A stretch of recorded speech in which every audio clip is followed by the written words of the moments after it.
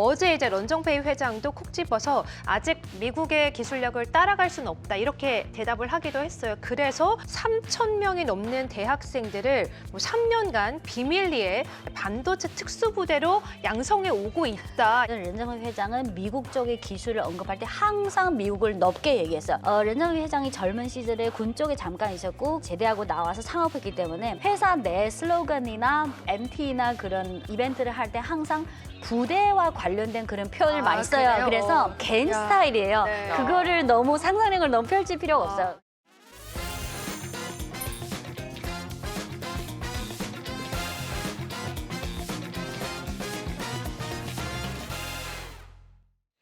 네, 자, 투자 DNA를 조금 더 확장시켜보는 코너죠. 투자 인사이트 순서입니다. 자, 오늘의 주제는요. 앞에서 저희가 얘기를 나눴던 것과 좀 연관이 되는 주제인데요. 바로 미국 기업이 중국 AI에 끌린 이유, 중국의 AI에 대한 이야기를 나눠보도록 하겠습니다. 중국의 AI 정말 핫하지 않습니까? 뭐 저희 출연자분 중에 이제 김희테크 형도 이제 중국 AI를 정말 찬양을 하고 계신데 지난번에 이제 와주셨을 때 중국의 이제 AI, 뭐 알리바바의 관련된 앱이 또 실리콘밸리라던가 해외에서 응용되는 사례를 좀 연결을 해주셨잖아요. 그 이후에 저희가 또 알고 있어도 좋을 만한 사례들이 혹시 있을까요? 네. 에어비앤비가 그렇죠. 지난번에 말씀해 주셨죠? 네. 오픈 AI보다는 알리바바의 Q1을 더 많이 빈도 높게 사용하고 있다는 사례인데요. 네. 화면을 보시면 이게 지난 10월에 에어비앤비 CEO가 한 말입니다. 간단히 말하면 오픈 AI에 비해서 알리바바의 Q1 모델은 아주 빠르고 저렴하다. 그리고 밑에 문구를 보면 챗 GPT는 우리 에어비앤비 요구에 비해서 이런 통합 성능이 아직은 충분히 준비된 것 같지 않다. 그래서 우리는 실제 생산, 실제 업무에서 사실은 오픈 AI보다는 알리바바 Q1을 많이 사용한다. 우리 업무에 도움이 많이 된다. 네. 네. 그러니까 비단 에어비앤비 사례만이 아니라는 말씀이신 거죠? 네, 저번에 말씀드린 것은 근데 에어비앤비가 중요한 개별 사례이긴 한데 저는 이 사례가 개별적인 그 개별성을 띠는 동시에 앞으로 이거는 시작에 불과하고 앞으로 어떤 점점 보편성을 띌 수 있는 사례가 될 거라고 생각하는데요. 네. 물론 개별성인 이유는 에어비앤비가 워낙 이게 특수한 산업이잖아요. 그 전 세계 그거를 운영하고 있으니까 전 세계 수십 개 언어를 커버해야 됩니다. 그렇죠. 고객센터도 그렇고. 그렇죠. 그래서 저번에 싱가포르 정부가 알리바바 Q1을 채택한 아주 중요한 이유 중에 하나가 가격도 가격이지만 알리바바 Q1이 119개 언어를 아주 강력하게 훈련한 그 성능이 있으니까 에어비앤비가 저렴한 가격에 또 언어 처리 능력이 강한 알리바바 Q1을 채택했다. 이게 기본적인 이유고요. 근데 제가 비용을 비교해 보니까 알리바바 Q1 3 이 최신 모델 훈련 비용이 약 1,200만 달러 정도 됩니다. 하지만 요 효과랑 비슷하게 나오려면 미국의 뭐 챗 GPT나 오픈AI 요 빅모델을 쓰려면 최소 1억 달러 이상 듭니다. 훨씬 더 많은 비용이 필요하고요. 그리고 일회성인 그 계약에 따라 일회성 비용뿐만 아니라 Q1, 3는 추가 비용이 안 드는데 미국의 그 폐쇄형 모델은 매번 뭐 추가할 때마다 추가 비용이 듭니다. 그래서 비용 면에서는 확실히 이게 가성비가 좋다. 그렇군요. 그리고 또 하나 차이점은 이 에어비앤비가 고객이고 Q1 알리바바든 오픈 AI가 을이잖아요. 이론적으로. 네. 근데 오픈 AI 폐쇄형 모델을 쓰면 마치 을이 갑이 된 듯한 느낌이 들 수 있습니다. 을이 갑이 된 듯. 네. 슈퍼을. 왜냐면 에어비앤비가 아주 네. 비싼 그 빅모델을 그 맞춤형으로 만든 게 아니라 그냥 만들어 놨으니까 너네는 이걸 써라예요. 약간 그런 느낌이 들어요.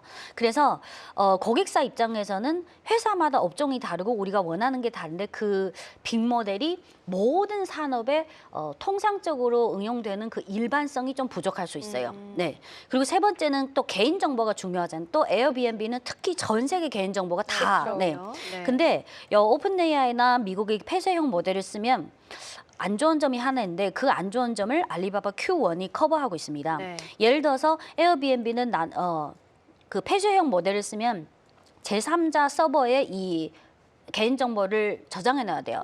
그러면 이 정보를 유출되거나 또는 뭐 누군가 그걸 남용할 수는 리스크가 생기는데 알리바바는 이거를 에어비앤비의 서버나 에어비앤비가 지정한 서버에 그대로 저장해 넣을 수 있습니다. 그러니까 이 개인 정보는 에어비앤비가 자체적으로 주도하고 관리할 수 있는 그 권한이 그런 통제력이 생겨요. 네, 알리바바 네. Q1이. 네. 그래서 이게 좀 그거고요. 그리고 아직은 이 사례가 뭐 중요한 사례긴 한데 시작에 불과하다고 생각하는 이유는 저는 그 예전에 스마트폰 시대에서 노키아가 그냥 망했잖아요. 네. 근데 노키아가 그때 스마트폰 시대에 따라잡지 네, 못한 고집을 이유? 계속 그것처럼 만약 초기에는 챗 GPT와 같은 이런 그 기업 대상으로 폐쇄형 모델로 갈 때는 초기에는 뭐 성능이 좋고 아주 혁신적이다. 근데 시간이 흐를수록 미국 기업이든 글로벌 기업들이 원하는 거는 그런 게 아니라 우리 업종, 우리 회사의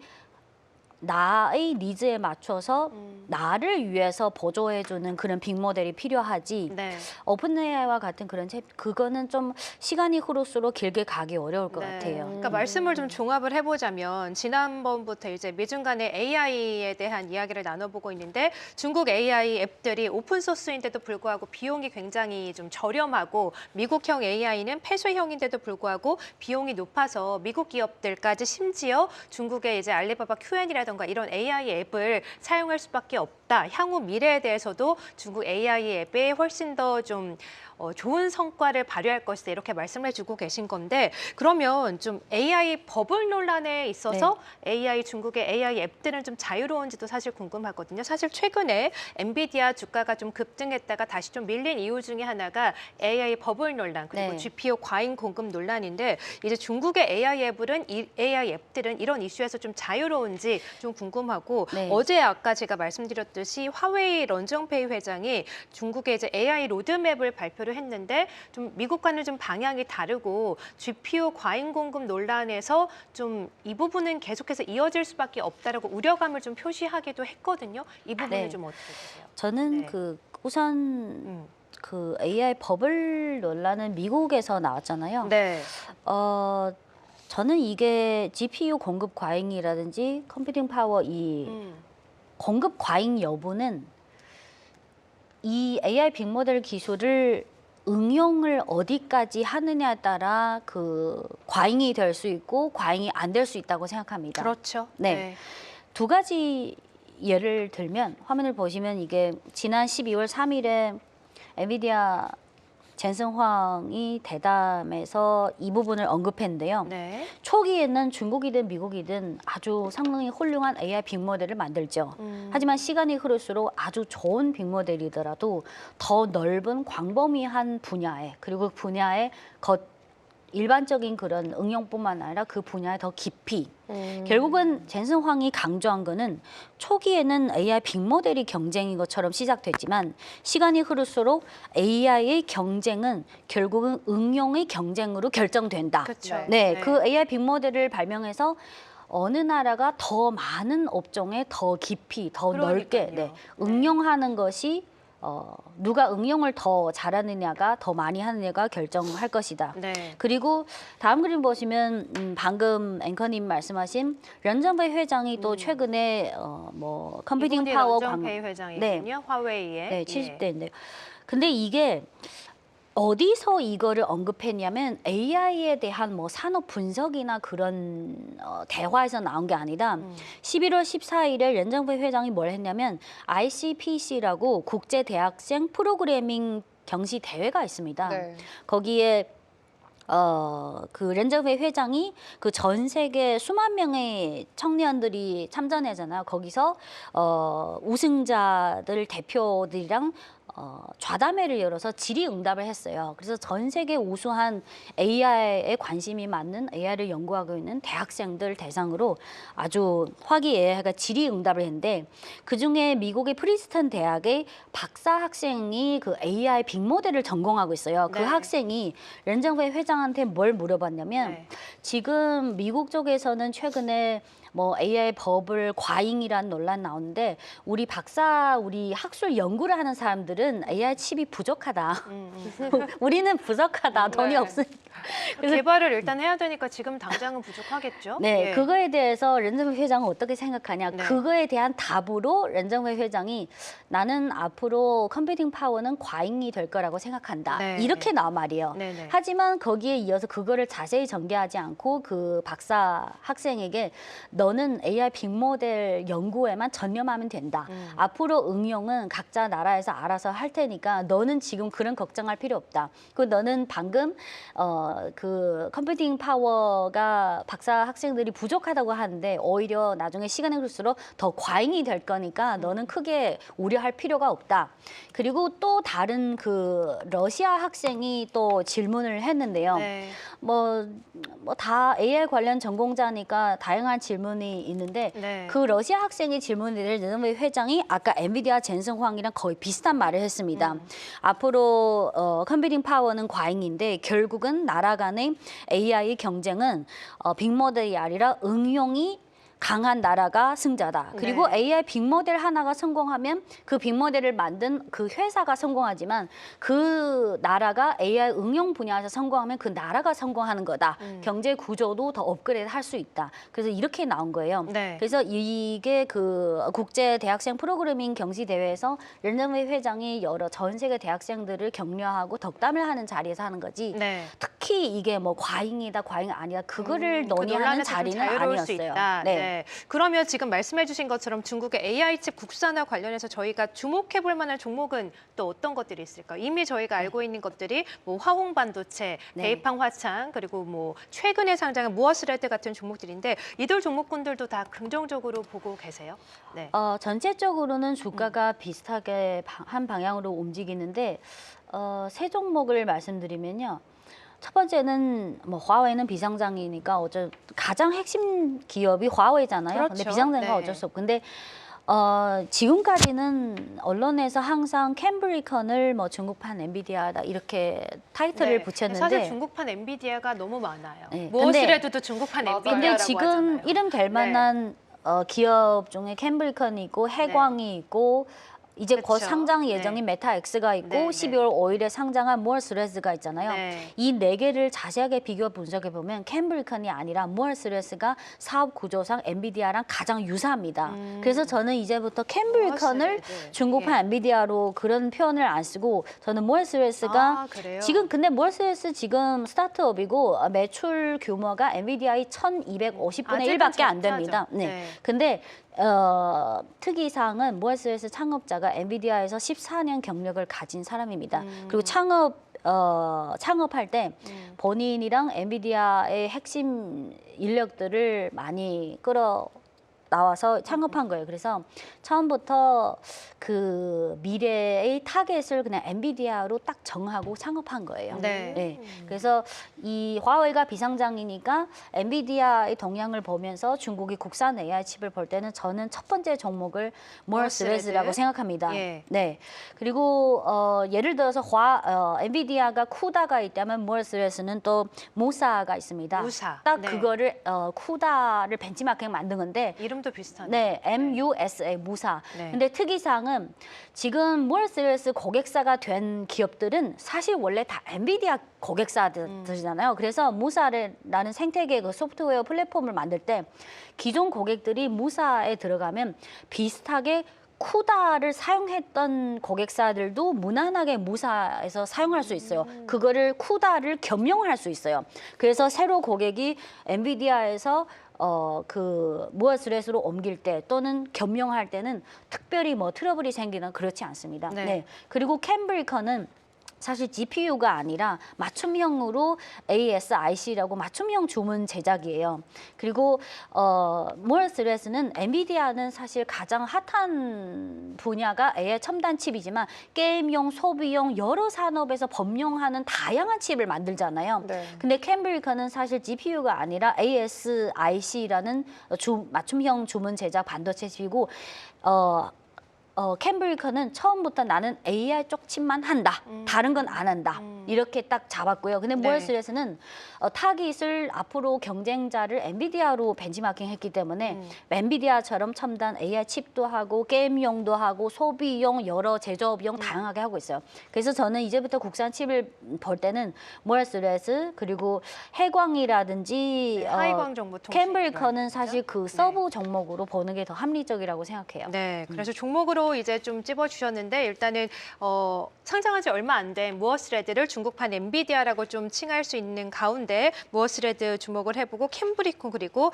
해광 정보통신 같은 종목들을 또 AI 경쟁력 강화 측면에서 저희가 주목해볼 만한 종목이다라고 언급을 해주셨거든요. 자, 그러면 마무리로 이제 미중 간의 AI 경쟁이 격화되고 있는 가운데 그 기술 우위를 누가 점할 것인가에 대한 질문을 드리고 싶은데 안 그래도 지금 채팅창에서 AI 이야기가 나오면 이제 많은 분들이 관심을 가져주시면서 사실 중국 AI 앱에 대해서 약간 좀 신뢰, 정보 보안 이런 측면에서 좀 취약하지 않나 이런 또 약점을 언급해 주시는 분도 있고 어제 이제 런정페이 회장도 콕 집어서 아직 미국의 기술력을 따라갈 수는 없다 이렇게 대답을 하기도 했어요. 그래서 무려 3,000명이 넘는 대학생들을 뭐 3년간 비밀리에 특수부대, 반도체 특수부대로 양성해 오고 있다 이런 말까지 했거든요. 저는 이 말 듣고 정말 깜짝 놀랐어요. 부대라고 하니까 그러니까 되게 이렇게 무섭네요. 발언을 했더라고요. 3,000명의 반도체 특수부대를 양성해 왔다. 중국에서요? 원래 아니면 이런 화웨이에서요? 식인가요? 네.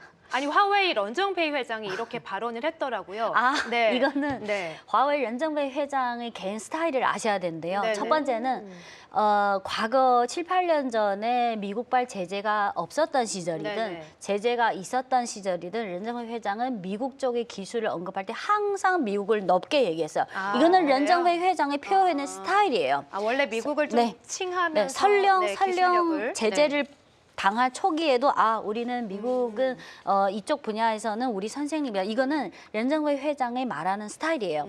그리고 렌정웨이 회장이 젊은 시절에 군 쪽에 잠깐 있었고 그 제대하고 나와서 창업했기 때문에 회사 내 슬로건이나 또는 그 MT나 그런 이벤트를 할 때 항상 부대와 관련된 그런 표현을 많이 써요. 그래요? 그래서 예를 들어서 특수부대라고 칭한 거군요. 그러니까 이거는 렌정웨이 네. 회장 개인 야, 스타일이에요. 네. 그거를 너무 상상력을 너무 펼칠 필요가 없어요. 그래서 어떤 교육 받는지 너무 궁금해요. 그리고 네. 화웨이가 몇 년 전부터 화웨이 천재 소년 프로젝트 그렇고 그리고 거기에서 나온 사람이 또 그 휴머노이드 로봇 회사도 네. 창업하고 네. 근데 3,000명이라는 숫자가 제가 자세히 안 봤는데 과거에 네. 비해서는 숫자가 좀 는 것 같은데 요거는 그래요? 화웨이에서 AI 인력 육성 차원에서 그냥 네. 3,000명 부대 이 부대는 그냥 인력이라고 생각하면 돼요. 네, 그렇군요. 그러니까 저희는 그냥 뭐 인력 양성 뭐 이렇게 맞아요, 좀 표현하는데 맞아요. 집합적인. 네, 그래서 중국에서는 런정웨이 아주 회장이 업무 특수부대로. 지시할 때 네. 특히 지난 몇 년 동안 미국 제재를 받으면서 화웨이가